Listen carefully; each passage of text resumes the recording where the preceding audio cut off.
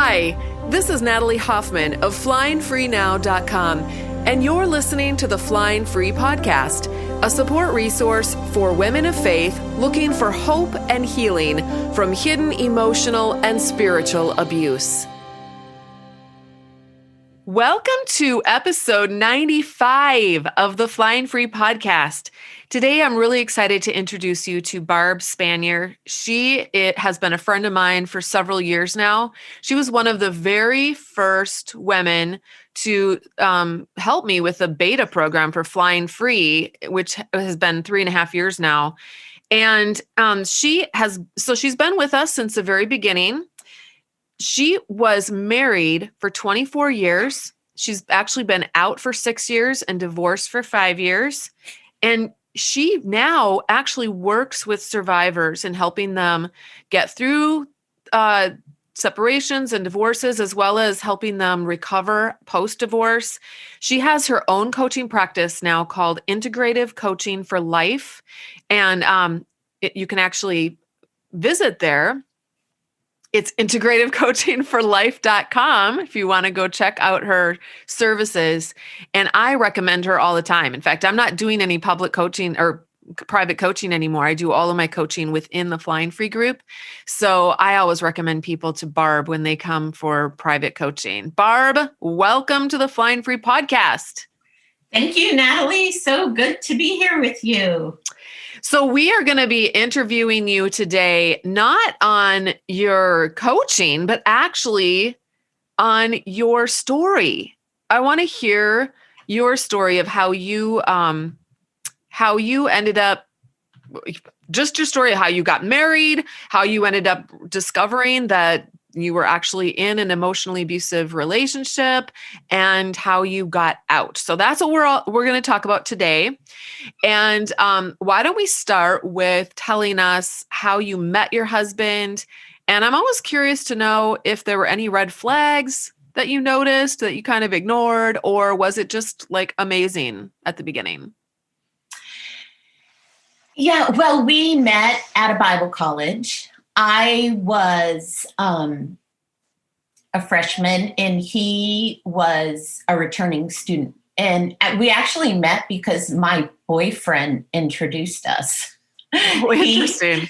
My boyfriend introduced us. I needed, our school was in South Carolina. I was from the New England area and I needed a ride home. And he was from New England. So my boyfriend got us together and he gave me a ride home. And if any of you are familiar with When Harry Met Sally movie, that was kind of our story for the next few years. We bumped into each other. Like, he did not come back to college after that, but like randomly we bumped into each other like a year later at a mall in Connecticut. Like, interesting. Then we bumped into each other again and again. Like, we had these random meetings. And then by the time I graduated college, I was working at the college.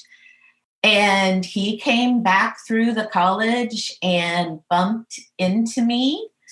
And we actually went to lunch. And 6 months later, we were married.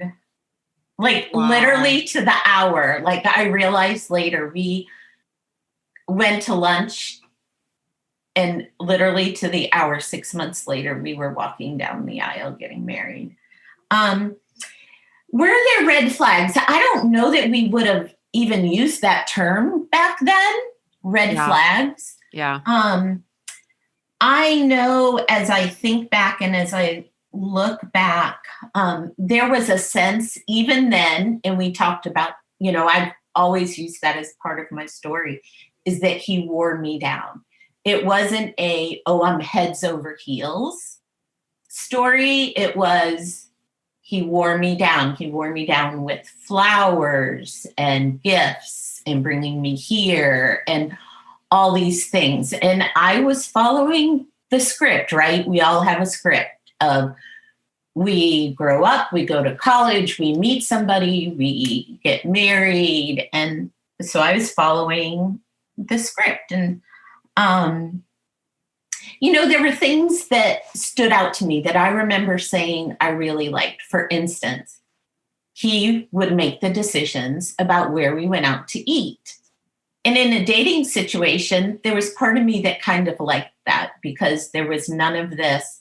Do you want to go here? No, I don't know. Do you want to go here? Right. Right. So part of me liked that. But then years later, that always continued to be the story.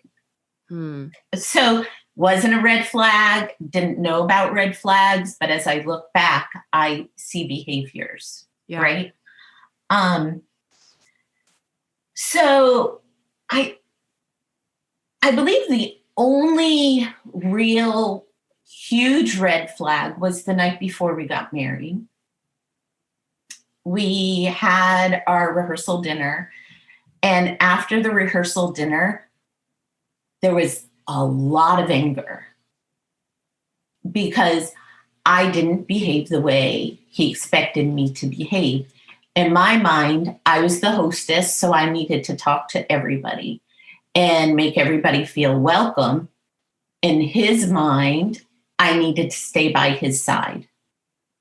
Interesting. So there was a lot of anger. I didn't know where that came from. I was young. He, 12 years older than I was. And so there was a power differential there. Mm-hmm. Yeah. I didn't know what to do with it. Night before my wedding, got married and moved on. Yeah. So there weren't red flags. I was following the script. And there were good times in there. I mean, we did some real fun things during those 6 months. So once you got married then, what were some of the ways that he psychologically, or even, I'm curious if he spiritually abused you in any way or used God to kind of control you throughout the course of your marriage? Yeah. And, I was thinking about this, and there was so much, right? And for 24 years, it was very systemic. And because this is my story, I think I want to put it in the form of a story, almost like a metaphor. And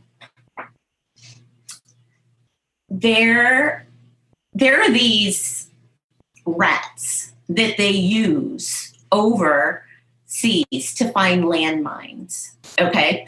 And they use these rats because they don't want to use humans, they don't want to use dogs, but they use these rats to find landmines because you don't know where they are. You don't know where they're going to pop up. But that is what my job was throughout our whole marriage, because my job was to find the landmines, to make sure, to mitigate them, to make sure these bombs didn't go off, to diffuse them, to make sure they didn't hit my children, to make sure they didn't hit our friends, to kind of sacrifice myself in the midst of this situation where there was gaslighting, where there was so much controlling, there was blaming, intimidation. All of these things were going on in the marriage.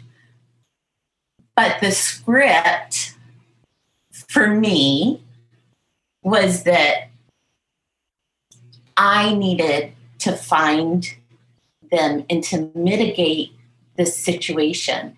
And I needed to be responsible for them. And I needed to make sure that my kids weren't hurt.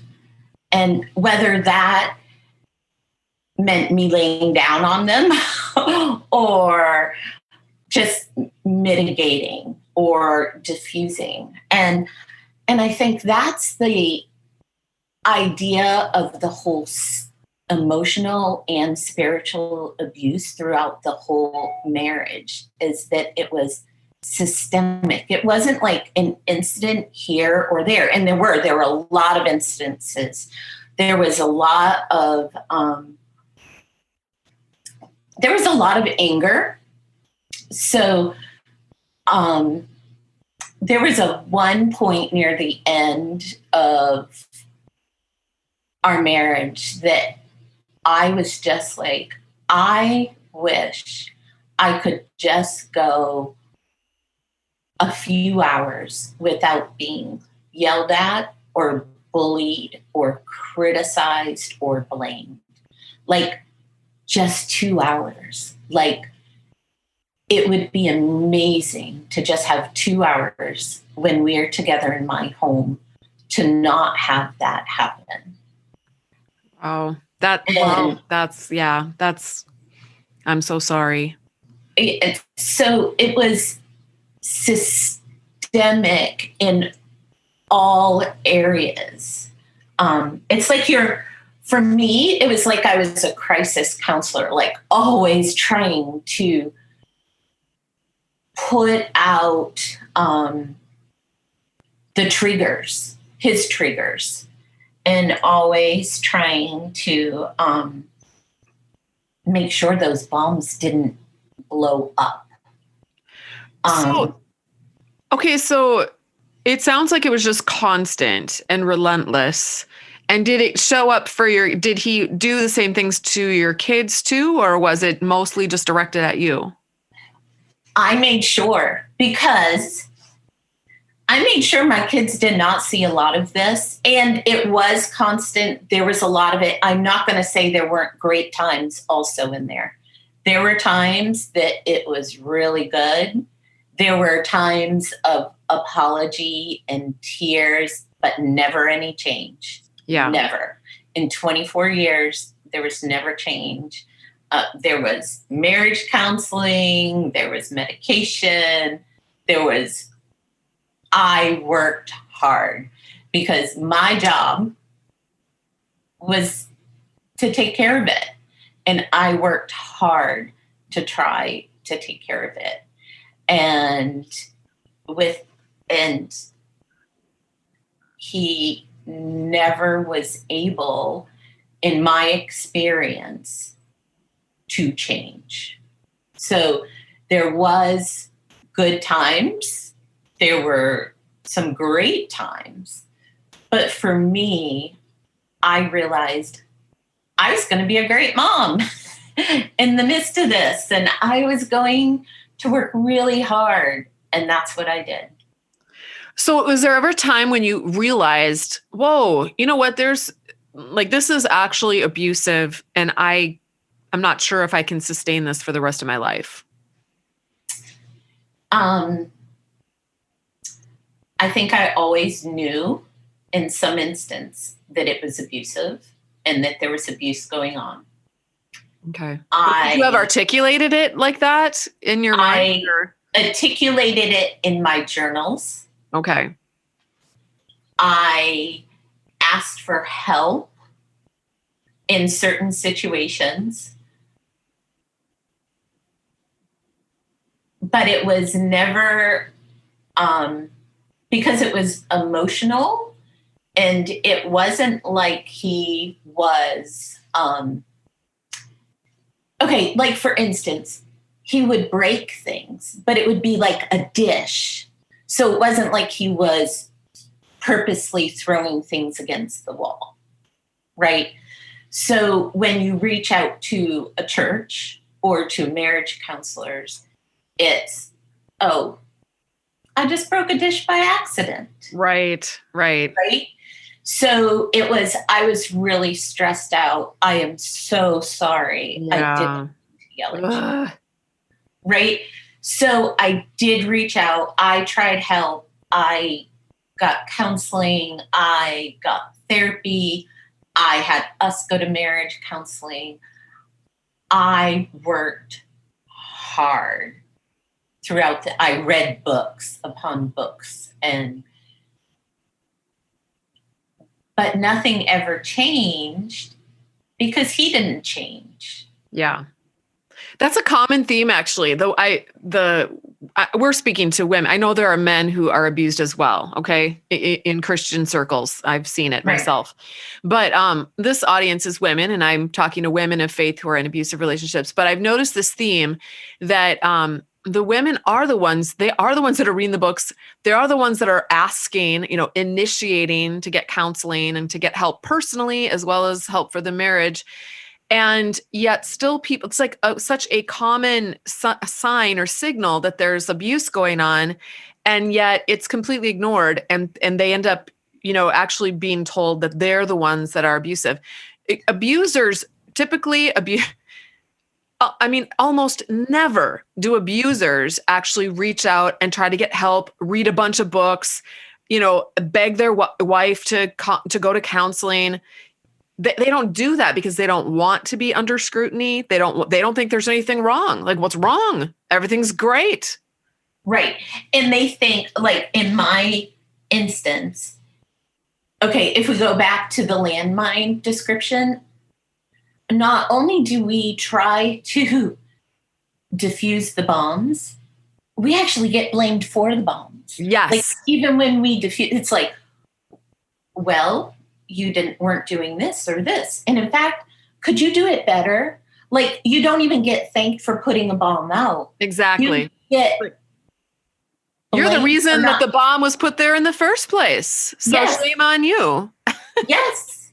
And shame on you because you really should have done a better job at putting that bomb out. Yeah.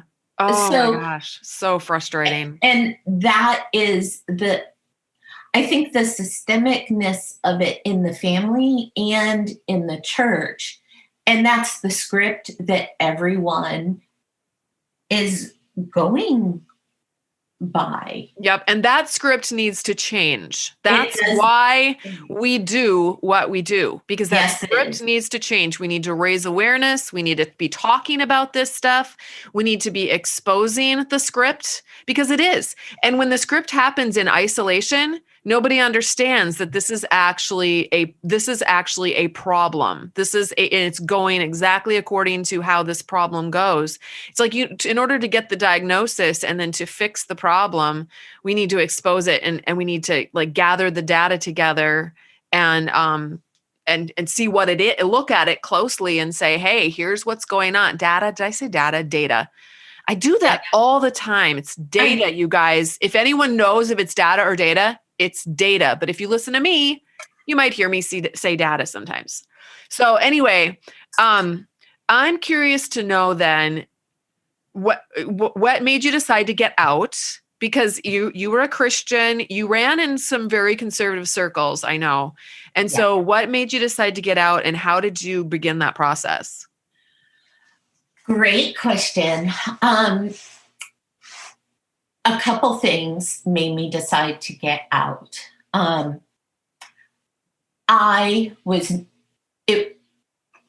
It was getting worse. I was not being able to mitigate it, and I was choosing not to mitigate it as well. My children, I had, at this point in time when I was getting out, I had college-age children and a 6-year-old. And I had been choosing for a few years. It's really interesting because I think subconsciously I knew I couldn't keep doing this. Mm-hmm. I slowly was working on building my own business in online education. I had started taking care of myself, eating healthy, walking, running, exercising. I was in great physical shape. I was running 3 miles like 4 or 5 times a week. I think I was getting stronger and more confident. And at this point, I realized I was, okay, first off, my ex traveled for a living. So I know when he was outside of the home, that's when I could breathe. So I realized the year that I decided to leave, before I decided to leave, I had already spent 8 weeks traveling because I now had a son that was away at college. And I had friends that I could visit. And me and my 6-year-old, I worked online, we homeschooled, we could travel. And I realized that I was not being able to mitigate the damage as well as I had done previously, or as well as I thought I had done previously. And I started seeing it for what it was. And I realized, for me, I was living in a state where a state of mind where I was like, when he finally dies, I hope he goes first, because then I can at least have a couple of years of peace. Because my life is chaotic. Yeah. It is chaos every minute of the time. And yes, there are some good times in there, but you are always vigilant because you know it's coming. Yep. And I had stayed away. There was a 5-week period. I had stayed away. And that 5 weeks of being away, I wasn't planning on separating. It just worked out. I had a friend that needed me and I could go. And it was in the summertime. And I realized I just didn't want to go back. And there was something at the end of that time, I was able to clearly in my mind say, I have been living in an emotionally abusive marriage. And that is when I was like, wow, I can do something about this.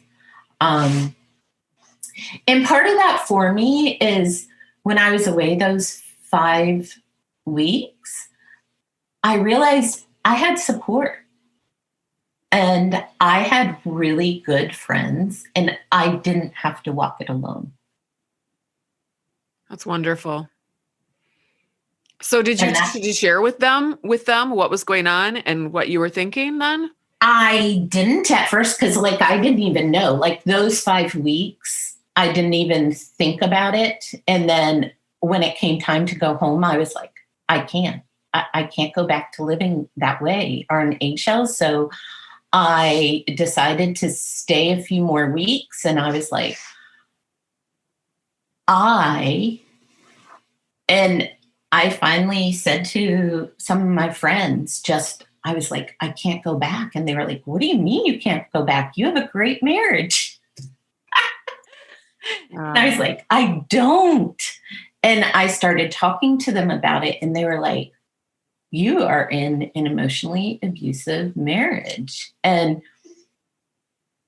I spent 4 weeks and I saw a therapist while I was during that time. And it came quick to me because, I had already been doing a lot of work.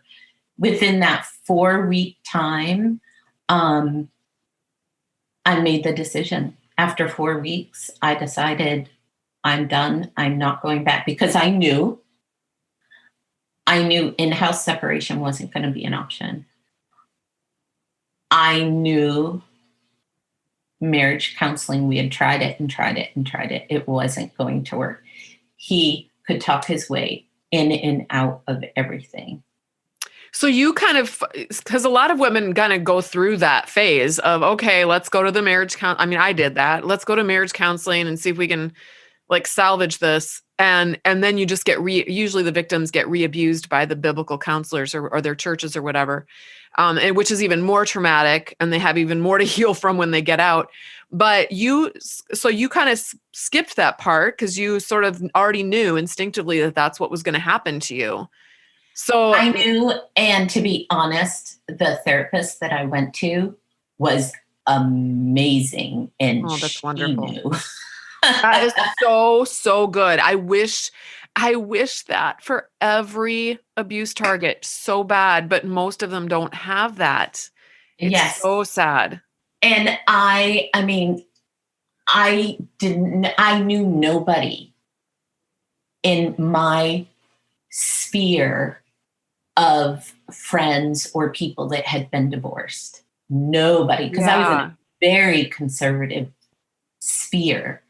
But this therapist that I went to was so good, and she was amazing. She had worked with women that had been in my situation, and she was phenomenal. She was like, get a lawyer, get a really good lawyer. So did you? Yes, literally after 4 weeks and made that decision, I got a lawyer, and I never talked to my ex again because I had a great therapist that said, go no contact. I had a lawyer that told me outright, change your phone number. I had great people that were like, nope, you don't text, you don't phone call, only communication is email, because they knew when you're dealing with people with behaviors like my ex had exhibited, you have to put strong boundaries and protect yourself, because it is a long, hard road. Yep. And I got a lawyer right from the beginning before I made any moves or decisions, and he was fabulous. That's wonderful. So tell us what some of the hardest, maybe one of the hardest things that you went through while you were going through your divorce process. And then maybe one of the most amazing things about going through that process for you, as far as, just as far as like, it's awesome just to get out, right? I mean, to be free and to not be exposed to all of that craziness. But was there anything that kind of stands out to you? Bad and good? Yeah, I think for me, the most difficult part of leaving was it was emotionally so difficult and so traumatizing, because there was a huge loss of my local community and church community. It was difficult for my children. My ex had a lot of stalking behaviors. He ambushed me and my child at night with another man. Like, it was just really contentious and really hard. So that was the really hard and most difficult part. But the most amazing part, I think, was the support that I had walking through it. That I had a good support system that helped me. So those times when I was struggling, they were able to help me. They were able to read the emails and say, don't even read this one until you can. And 5 cups of coffee. So just a second though here, because it sounds like the good and the bad were so the bad part was that you lost community and people, but then the good part was that you had support. So obviously you didn't have your support was not from the community that you maybe would have thought you would have had support from? Right. Here's where my community came from. I had gone to a Christian girls camp growing up. Was it Camp Kareth? It was. Yeah, I think you and I have talked about this before. Yes. Yeah, it was a Camp Kareth. And those women in Maine surrounded me and walked with me through this process. Now, my local church in Florida did not. They listened to my ex. Mm-hmm. They allowed him to ruin my reputation. They actually showed up and spoke for him at my 3-day trial. Wow. They Unbelievable. Would not, yes. And even my former therapist, who was an elder at that church, spoke for my ex, and my child has even lost friendships because I didn't follow the script. I didn't follow the script of the evangelical local church that said, you stay no matter what. And so I'm sorry, but this kind of stuff just gets me. So I've been accused of being angry and bitter about this stuff, but you know what? I honestly, I don't know how anyone who's got any kind of heart, compassion, empathy, or love in them could not get angry about this. This is so reprehensible. And here's why. Because they're doing it in the name of our Savior. They're doing it in the name of Jesus Christ. And right. That's why, I mean, I know people who have completely lost their faith in Christ because this is such a twisted satanic use of the church. And it's still just so hard for me to wrap my brain around how this happens, but this is reality. This is abuse. The reason why we have so much abuse in private homes in the church at large is because the church itself is abusive. The church is abusive. This is not love, people. This is not love. This is not, this is nothing.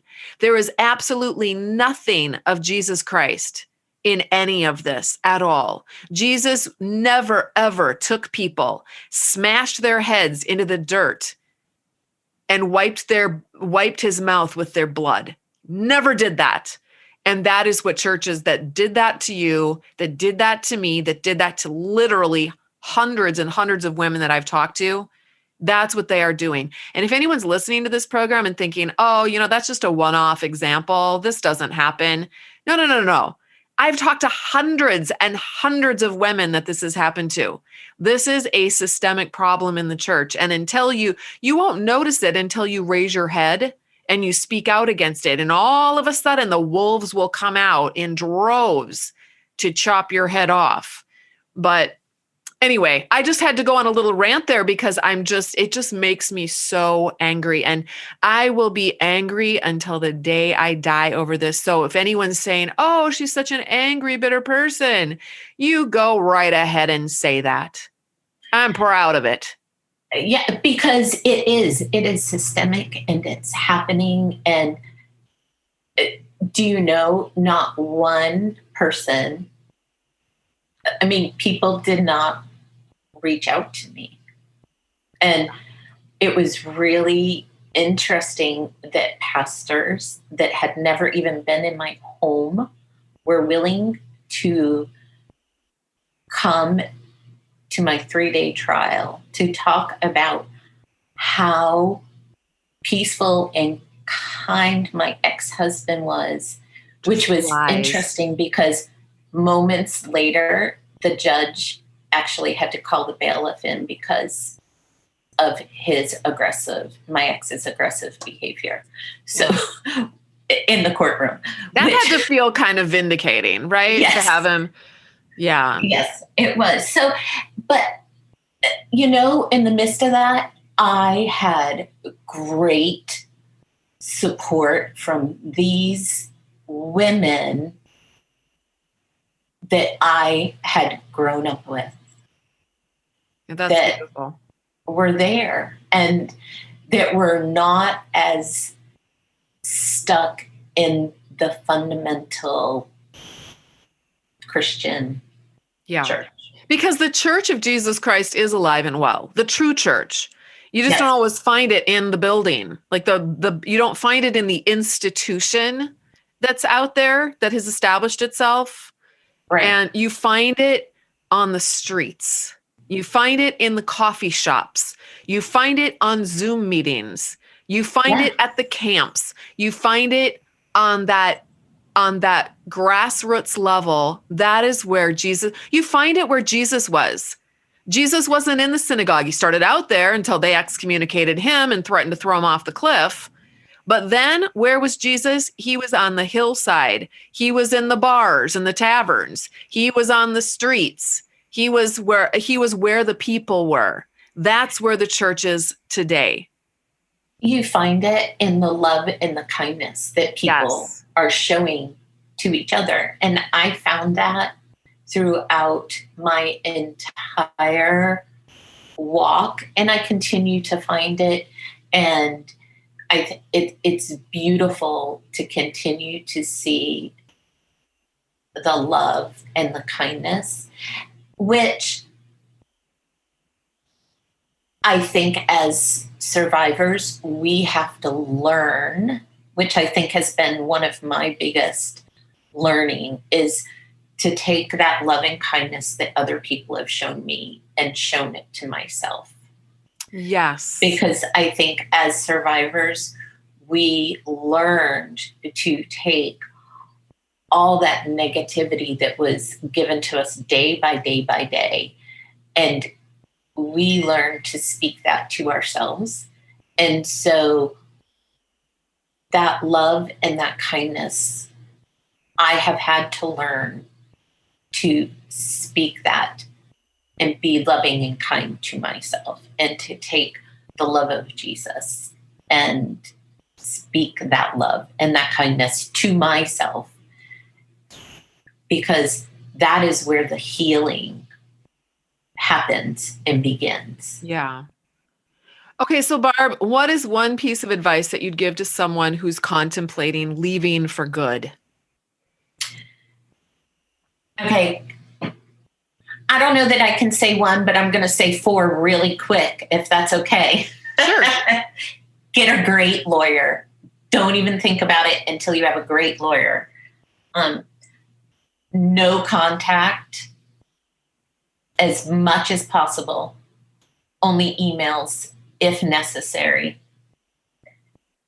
Build a great support system, however that may be. Whether it's flying free or local or long distance, get a support system. And most of all, be kind to yourself and work on yourself and building your resiliency, because it is a long, hard journey and you have to be resilient. Yeah. I like that. All 4 of those. Amazing. Okay. So for those of you who are listening, one of the ways she mentioned flying free, one of the ways that you can get a support system as well as education and personal coaching is through the Flying Free Sisterhood program. It only opens up every 6 months, and it was just open in October of 2020. So the next opening will be April of 2021, but you can get on the waiting list if you go to joinflyingfree.com. Hop on the waiting list and we'll send you an email when it opens up again. And also, if you're new to the podcast and you'd like to get informed when a podcast episode comes out, which is every Wednesday, you can go to my website, flyingfreenow.com, and get on my mailing list. I don't spam anybody because I absolutely hate spam. And all I'll do is send you the podcast episode link, and you can go and read the transcript or listen. And I do write an article once in a while. And so I'll send you a link to an article if I write one. Once in a while, I also make a YouTube video. So, and then finally, what I've got coming up really soon is a brand new program that Barb is part of, and it's called Flying Higher. It is for divorced Christian women. So if you're a Christian woman who is already gone through the divorce process and you're out on the other side and you're kind of left feeling like you're looking at the rubble of your life and thinking, how do I even begin to rebuild this house? That's what Flying Higher is all about. And Flying Higher is a little more intense than Flying Free. It's a rebuilding program. It's a coaching program. Barb is actually going to be coaching inside of that program. Yay! I'm super excited. Barb and a couple of other coaches, and then myself. And we do a weekly live class. We're going to have a couple of coaching sessions a week for one monthly price. And it's a lot cheaper than getting private coaching, but it's also extremely transformative. That's opening up on January 27th, 2021. And if you want to hear more about that, learn more about it, and get on the waiting list for that, you can go to joinflyinghigher.com and get on the waiting list, and we will send you some information about that when it opens back up again. So I want to let everyone know what your options are. So your free option is just to go to flyingfreenow.com, get on that mailing list. It's free, no charge. The only thing I ever try to sell you is if you want to get into Flying Free, when it opens up, I'll let you know. And then, so Flying Free is joinflyingfree.com.